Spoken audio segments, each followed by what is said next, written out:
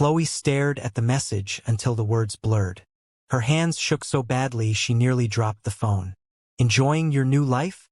Don't get too comfortable. Secrets have a way of coming out. And when yours does, everything you've built will crumble. Someone knew. Someone knew the engagement was fake, and they were threatening to expose them. She should tell James. Immediately, but her feet wouldn't move. Her brain had frozen, stuck on the implications. If this got out, she'd lose everything. The campaign, her job, her reputation. She'd be labeled a fraud. A liar. The girl who tried to scam a billionaire. Another message appeared. Tick-tock, Miss Parker. The clock is running. That broke through her paralysis. Khloe practically ran down the hallway to James's room, not bothering to knock. She burst through the door, and immediately regretted it. James stood by his bed, shirtless, in the process of changing. The view was distracting.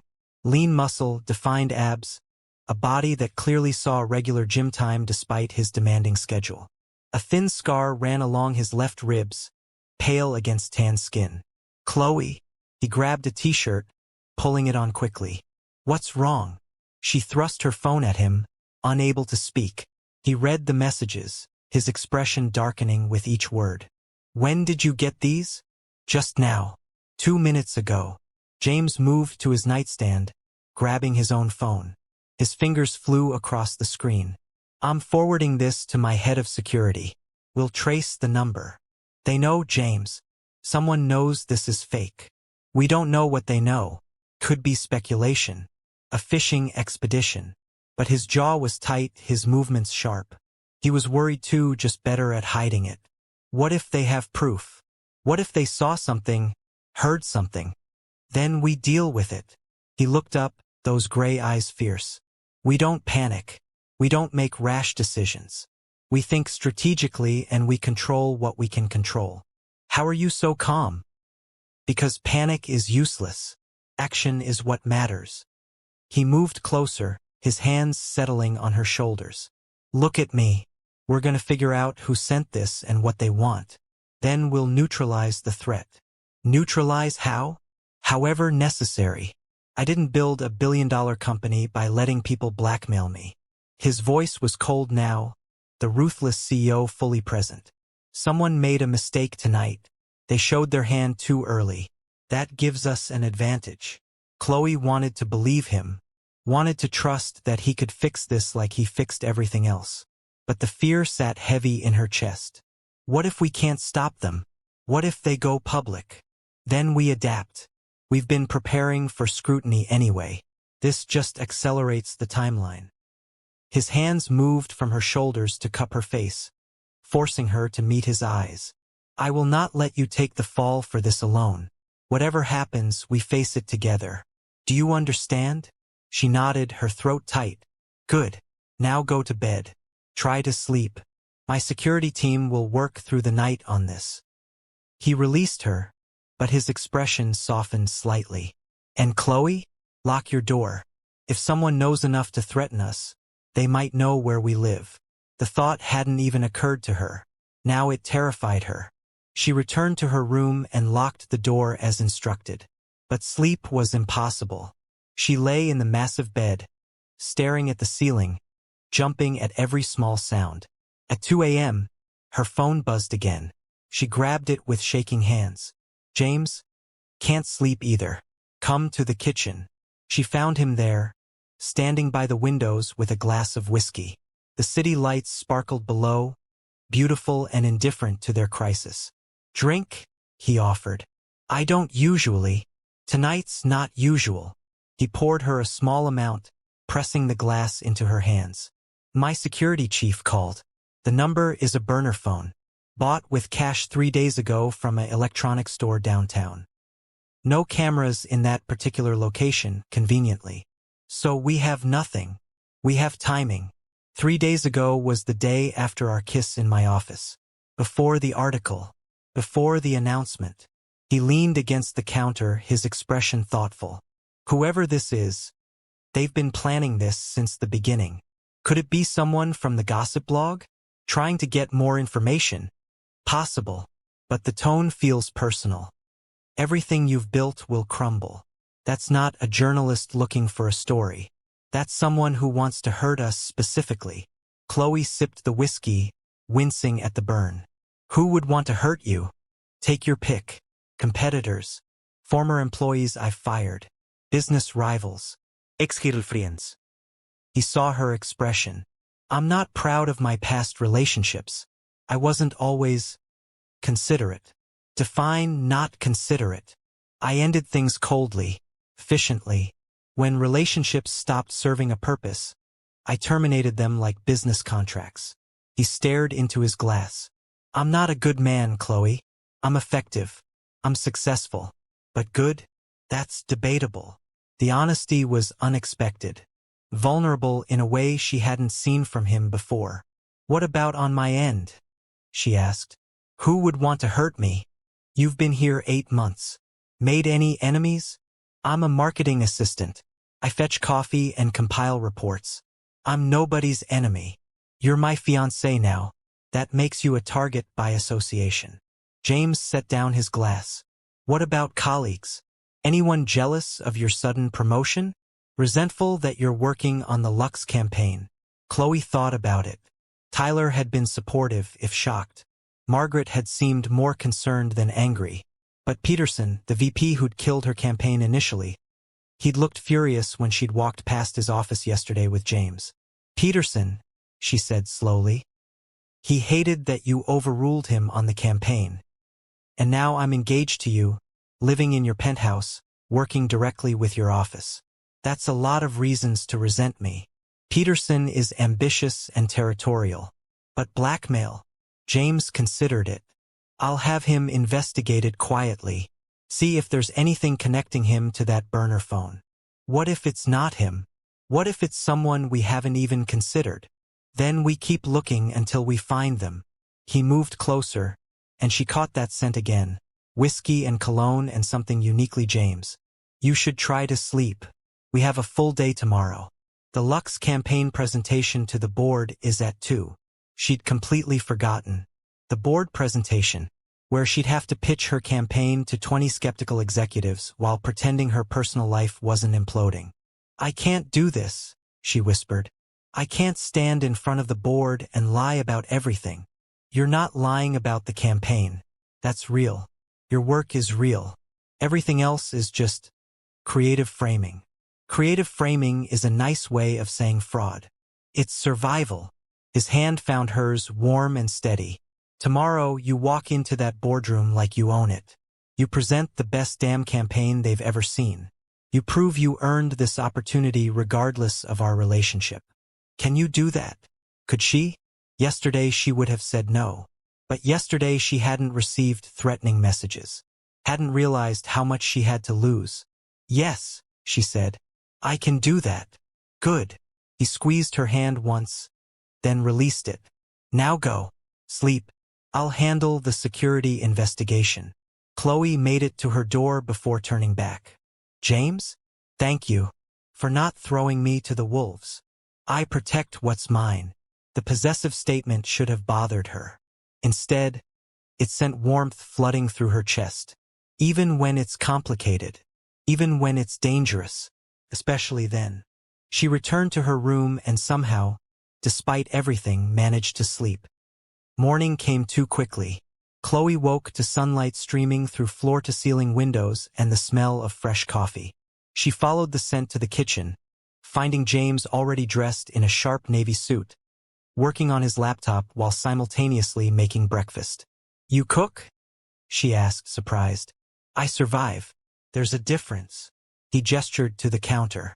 Coffee's ready. I made eggs. They're probably terrible. They weren't. They were perfect, fluffy and seasoned just right. Where did you learn to cook? She asked between bites. Necessity. When I started the company, I worked 20-hour days.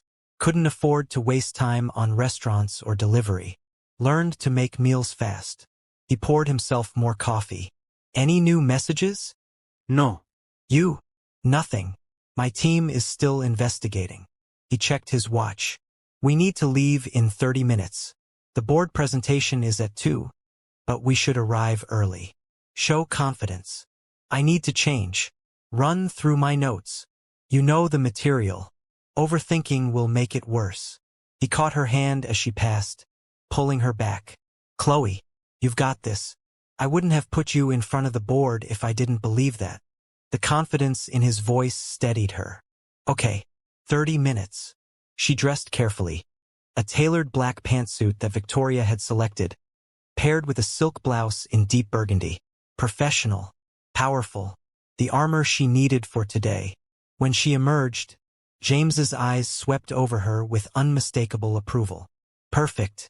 You look like someone they should take seriously. I am someone they should take seriously. I know. Now make sure they know it too. The car ride to Glover Industries was tense. James worked on his tablet, occasionally firing off emails. Khloe reviewed her notes for the 100th time, trying to ignore the anxiety churning in her stomach. Stop, James said without looking up. Stop what? Catastrophizing. I can hear you panicking from here. I'm not panicking. I'm preparing. You're spiraling. Now he did look up. The presentation is solid. The numbers are strong. You know this material better than anyone in that room. What are you really worried about? That they'll see right through me. That they'll know I don't belong there. Imposter syndrome. Classic. He set down his tablet. Want to know a secret? Everyone in that room has felt the same way at some point. The difference between success and failure isn't confidence. It's the willingness to act despite the fear. Is that what you do? Act despite the fear. Every single day. The admission surprised her. You think running a billion-dollar company doesn't terrify me? That I don't wake up wondering if today's the day I make a mistake that costs everything? You never look scared. Because I can't afford to. People need me to be certain, even when I'm not. His eyes held hers. But right now, I'm going to tell you something true. I believe in this campaign. I believe in your vision. And I believe in you. So stop doubting yourself and show them what I already know. The words wrapped around her like armor.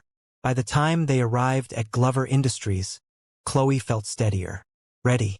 The executive floor was buzzing with activity. People glanced at her with barely concealed curiosity. The marketing assistant who was suddenly the CEO's fiancé. She felt the weight of their stares, their speculation. James's hand found the small of her back, a gesture of support and possession. Ignore them, he murmured. They're not important. Victoria met them outside the boardroom. Everything's ready. The board is assembled. They're curious. About the campaign or about me? Khloe asked. Both. Victoria's expression was sympathetic. But stick to the presentation. Don't let them derail you with personal questions. The boardroom was even more intimidating than Khloe remembered. 20 executives sat around the massive table, all watching her with varying degrees of skepticism. She recognized some from her first disastrous encounter. Thompson, who James had eviscerated over quarterly projections. Peterson, whose face darkened when he saw her. James took his seat at the head of the table. Khloe stood at the front, connecting her laptop to the presentation screen.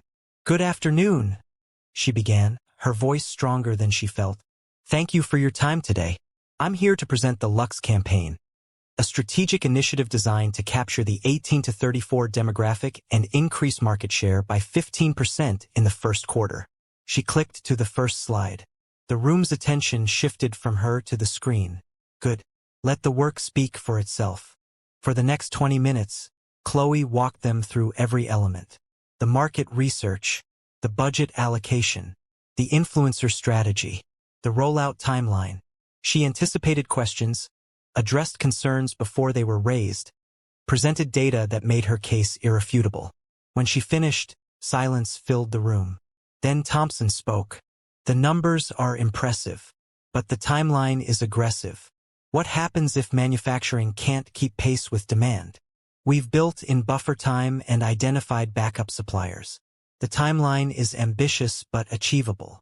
She pulled up the relevant slide showing contingency plans. And the influencer selection? Another board member, a woman named Chun. How do we ensure they maintain brand alignment? strict contracts with morality clauses, regular audits of their social media, and we've selected influencers with established track records of professionalism. Khloe met her eyes directly. We're not taking risks on wild cards. Peterson leaned forward. This campaign represents a significant investment. $3 million on an unproven strategy championed by... He paused meaningfully. Someone with limited experience. How do we justify that to shareholders if it fails? The implication was clear. She was only here because of James. The campaign was a vanity project. Before Khloe could respond, James spoke. The campaign is championed by someone who identified a critical gap in our market strategy that this board missed for 3 years. Someone who developed a solution that 5 different agencies failed to produce. Experience is valuable, Peterson. But innovation is invaluable. Miss Parker brings both. The defense should have made her feel better. Instead, it highlighted exactly what Peterson was implying, that she needed James to fight her battles. With respect, Mr. Glover, Khloe said, her voice cutting through the tension. I can answer for myself. She turned to Peterson. You're right that I have limited experience, but I also have direct access to the demographic we're targeting. I understand their values, their media consumption habits, their purchasing psychology. That's not something you can learn from a textbook or a quarterly report. It requires lived experience. She pulled up another slide. Every agency you consulted gave you safe recommendations, traditional approaches. This campaign succeeds because it takes calculated risks. And yes, if it fails, it's a $3 million loss. But if it succeeds, when it succeeds, it positions Glover Industries as an innovator instead of a follower. That's worth the investment. Peterson's expression remained skeptical, but he sat back. No further argument. The questions continued for another 30 minutes. Khloe fielded each one with growing confidence. She knew this material, knew it inside and out, and slowly, she watched the skepticism in the room shift to consideration.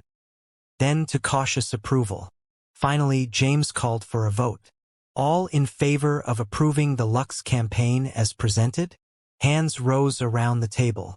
Not unanimous, Peterson abstained along with 2 others, but a clear majority. Motion carries. The campaign is approved.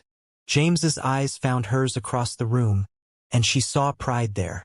Thank you, Miss Parker. Excellent presentation. The dismissal was professional. Appropriate. But as Khloe gathered her materials, she felt the weight lift from her shoulders.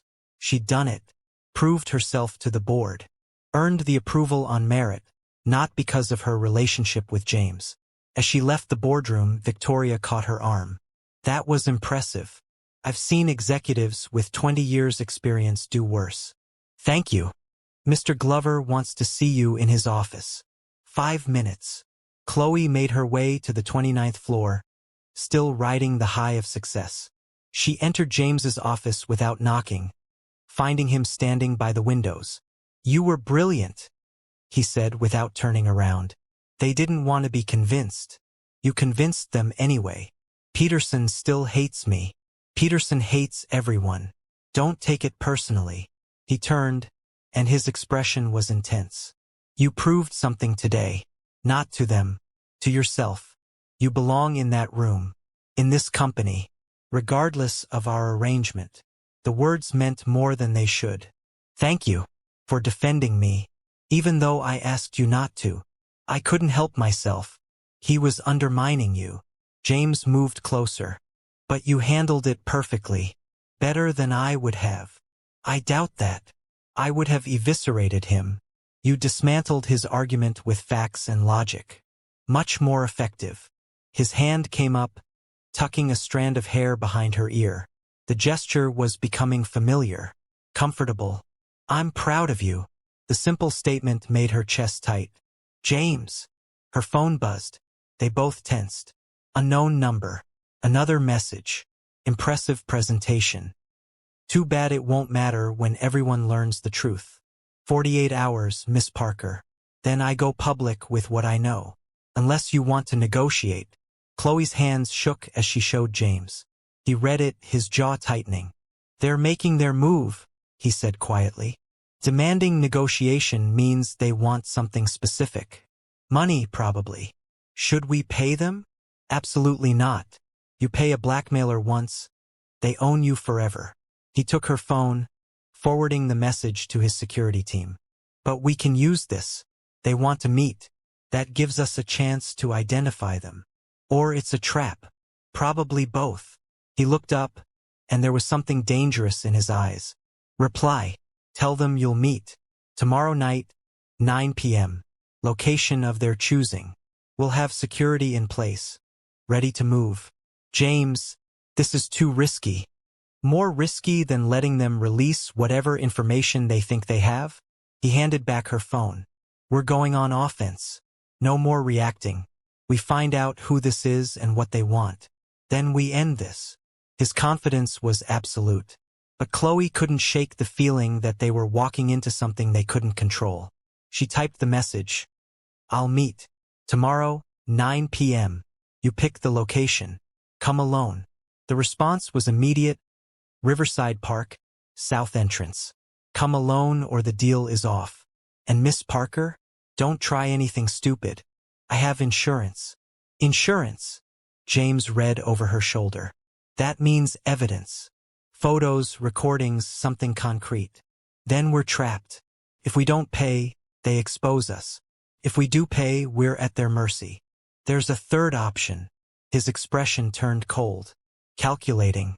We find out what evidence they have and destroy it before they can use it. That's illegal. So is blackmail. He pulled out his phone, typing rapidly. I'm calling my lawyer and my security team. If this person wants to play games, they picked the wrong opponent. That night, Khloe couldn't focus on anything. She tried to work on campaign materials, but the words blurred. Tried to watch television, but couldn't follow the plot.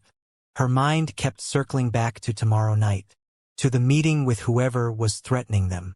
Around 10 p.m., James found her in the living room, staring out at the city lights without really seeing them. Still awake, he observed, settling onto the couch beside her. Can't sleep. Keep thinking about all the ways tomorrow could go wrong. Then let's think about all the ways it could go right. He shifted closer, and she caught that familiar scent. My security team will have eyes on the park from 6 different angles. Hidden cameras, long-range audio, the works. The second this person shows their face, we'll have them. And if they have backup? If it's not just one person? Then we adapt. We always do. His hand found hers in the darkness. You're not alone in this. Whatever happens tomorrow, we face it together. The words were meant to be reassuring, but they highlighted how dependent she'd become on him. How quickly her life had become entangled with his. Can I ask you something? Khloe said quietly. Something personal? You can ask. I may not answer. Fair enough. Why did you really give me this chance? The campaign, the fake engagement, all of it. What do you get out of protecting me? James was silent for a long moment. When he spoke, his voice was low, honest in a way she'd rarely heard. When I started this company, I was 23, hungry, desperate to prove I was more than my father's disappointment. I worked 90-hour weeks, sacrificed everything, relationships, health, any semblance of normal life. And I succeeded, built an empire, became exactly what I wanted to be. He paused, his thumb tracing circles on her palm. But somewhere along the way, I forgot what it felt like to want something just because it made me feel alive. Everything became strategic, calculated, transactional. Then you walked into my office, terrified but refusing to back down, and reminded me that taking risks is what got me here in the first place. So I'm your midlife crisis? A soft laugh. You're my reminder that life is more than quarterly earnings and board meetings. That sometimes the right choice isn't the safe choice. Khloe turned to face him in the dim light. Is that what I am to you? A choice. You're a complication I didn't plan for. A disruption to my carefully ordered life. His hand came up, cupping her face.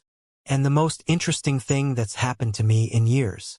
The admission hung between them, charged with possibility. Khloe knew she should pull away, Maintain professional distance. Remember, this was fake, temporary, designed to protect them both.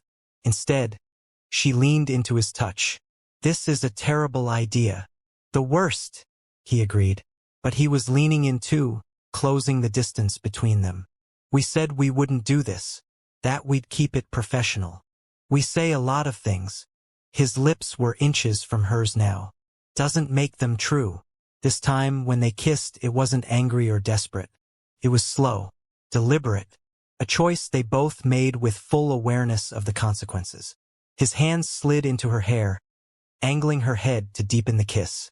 She grabbed his shirt, pulling him closer. The kiss turned heated, months of tension finally finding release. When they finally broke apart, both breathing hard, James rested his forehead against hers. This complicates everything, he murmured. I know. We should stop. We should. But neither of them moved. James pulled back first, his eyes dark with want and something else.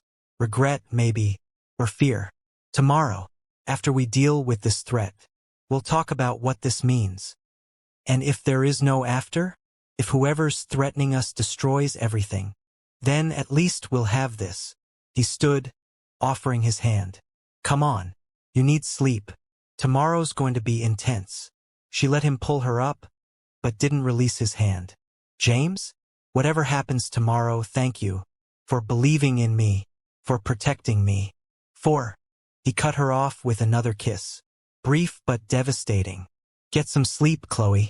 We finish this tomorrow. But sleep didn't come easily. Khloe lay in bed, replaying the kiss. Replaying everything. Somewhere along the way, this arrangement had stopped being purely strategic. Feelings had developed. Real, complicated, dangerous feelings. And tomorrow, they'd either eliminate the threat to their fake relationship or watch everything crumble. Morning arrived gray and overcast, matching Khloe's mood. She found James already in the kitchen, looking like he'd slept as poorly as she had. Any updates? She asked, pouring coffee. Security confirmed the location. Riverside Park, south entrance. It's public but isolated at night. Good for a covert meeting, bad for our surveillance needs. He slid a tablet across the counter. Memorize these faces. My security team. They'll be positioned around the park, but you won't see them unless something goes wrong. Khloe studied the photos. 6 people, all looking intimidatingly professional. What's the plan if this person is someone we know? She asked. Someone from the company? Then we leverage that.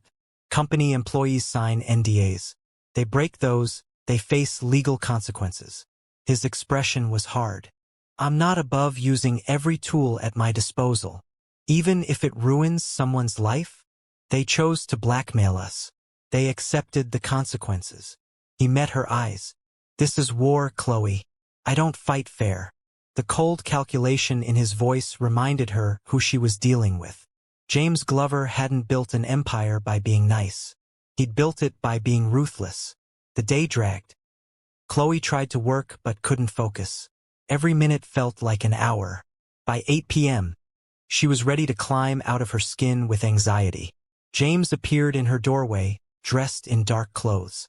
Practical. Ready. No. But let's do this anyway. The drive to Riverside Park was silent. James's security team communicated through an earpiece he wore, providing updates.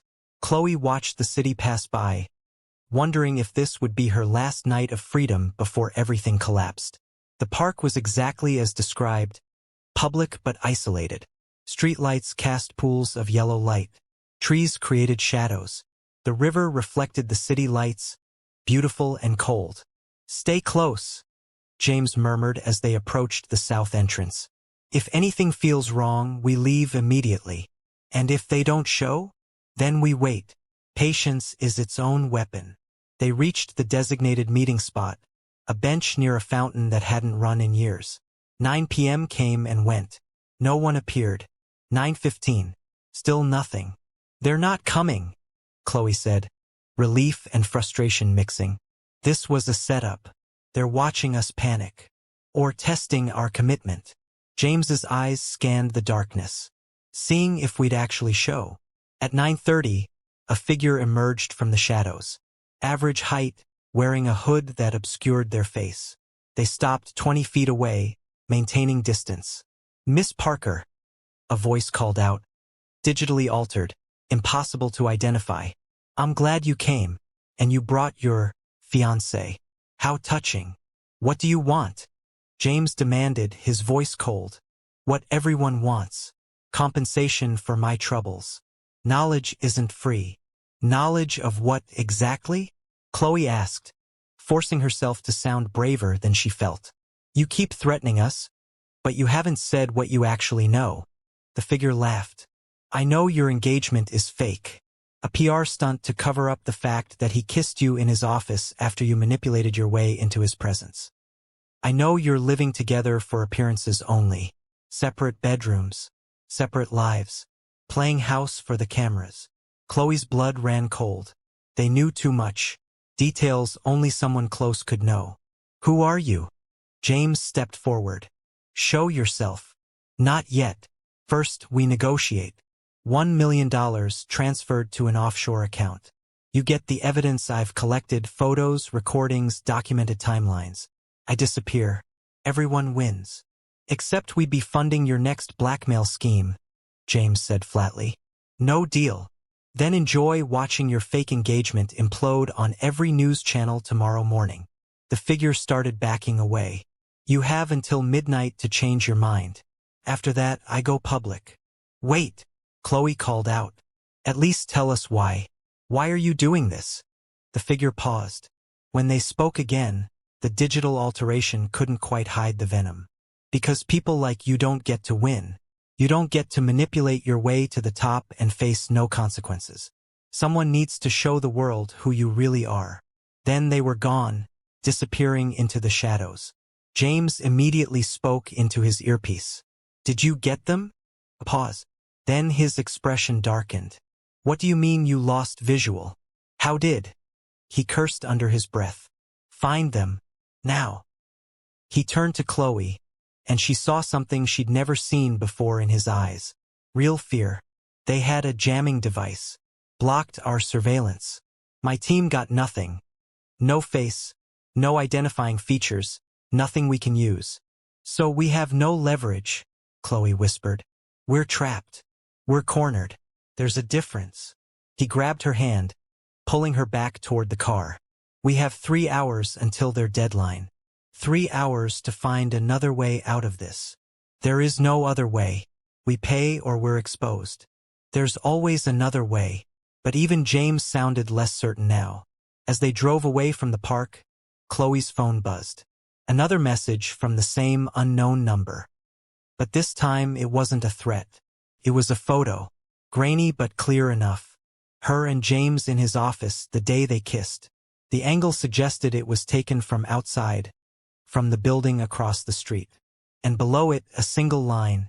"Tick-tock. Midnight is coming. Make your choice." The blackmailer has them cornered with photo evidence, and the clock is running out.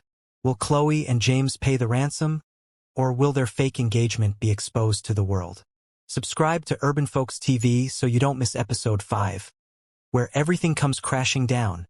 Drop a comment telling me who you think the blackmailer is: colleague, ex, rival, and hit that like button if you're on the edge of your seat. Episode 5 drops soon, and trust me, the truth is about to explode in ways no one sees coming.